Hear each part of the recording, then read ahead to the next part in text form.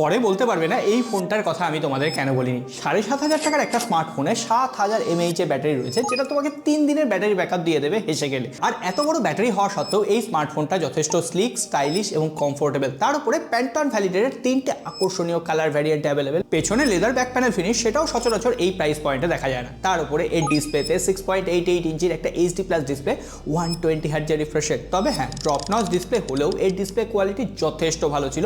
আর এত কম দামি একটা স্মার্টফোনে মোটরোলা যা ফিচার দিয়েছে না, কর্নিং গরিলা গ্লাস 3 প্রোটেকশন রয়েছে, IP64 ওয়াটার রেসিস্ট্যান্ট রয়েছে, আর যেটা বললেও তোমরা বিশ্বাস করবে না, এই ফোনটায় ডুয়েল স্টিরিও স্পিকার রয়েছে, যেটা আউটপুটও যথেষ্ট ভালো। 50 মেগাপিক্সেলের কোয়াড ক্যামেরা আর 8 মেগাপিক্সেলের সেলফি ক্যামেরা দিয়ে তোমরা টুকটাক এই ধরনের ছবি তুলে নিতে পারবে। আর এই সমস্ত কিছুকে পাওয়ার আপ করার জন্য মিডিয়াটেকের G81 এক্সট্রিম প্রসেসর রয়েছে। হ্যাঁ, হালকা ফুলকা ফ্রেম ড্রপ করছে, তবে প্রাইসটা তো মাথায় রাখতে হবে। Out of the box Android 15, 2 বছরের সিকিউরিটি প্যাচ লেভেল আপডেট, আর এই সমস্ত কিছু দিয়ে এটা হচ্ছে মোটরোলা G06 পাওয়ার। তোমরাও এবার আমাদের পাওয়ারটা দেখানোর জন্য ভিডিওটা শেয়ার করে দিতে পারো। নতুন হয়ে থাকলে ফলো করে রেখো বস, কাজে